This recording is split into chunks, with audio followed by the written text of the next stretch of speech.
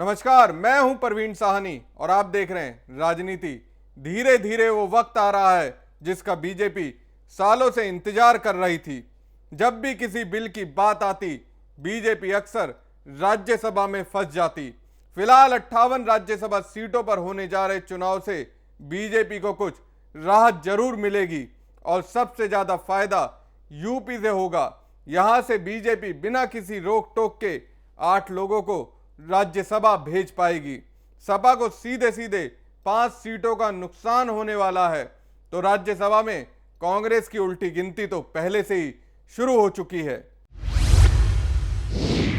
राज्यसभा में कांग्रेस की उल्टी गिनती। पहली बार राज्यसभा में 50 से नीचे आएगी कांग्रेस। यूपी में राज्यसभा की 10 सीटों के लिए चुनाव। 9 सीट क्लियर, 1 पर होगा घमासान।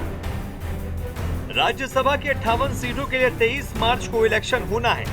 जिन 58 सीटों पर चुनाव होने हैं, उनमें से सबसे ज्यादा 10 सीटें यूपी की हैं। खाली हो रही 10 सीटों में से 6 सीटें सपा, 1 कांग्रेस, 1 बीजेपी और बसपा के पास 2 सीटें थीं। लेकिन मायावती के इस्तीफा देने के बाद से 1 सीट खाली है। यूपी विधानसभा में बीजेपी के पास प्रचंड बहुमत होने से साफ है कि 8 सीटें बीजेपी के हिस्से आएंगी, जबकि 1 सीट सपा को मिलेगी और 1 सीट को लेकर कांटे की टक्कर है। अगर विपक्ष एकजुट होता है तो शायद ये सीट उसे मिल सकती है। ये भी विपक्ष की एकजुटता की बड़ी परीक्षा है, क्योंकि गोरखपुर और फूलपुर उपचुनाव में विपक्षी एकजुटता का ढोल पहले ही फट चुका है। जहां बसपा ने उपचुनाव से दूरी बना ली, वहीं सपा और कांग्रेस ने अपने अपने उम्मीदवारों को मैदान में उतारा। गणना से साफ है कि एक सदस्य को राज्यसभा भेजने के लिए फिलहाल औसतन 37 विधायकों की जरूरत है।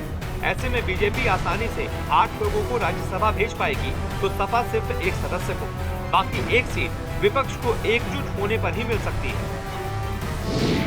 वित्त मंत्री अरुण जेटली को यूपी से भेजा जा सकता है राज्यसभा।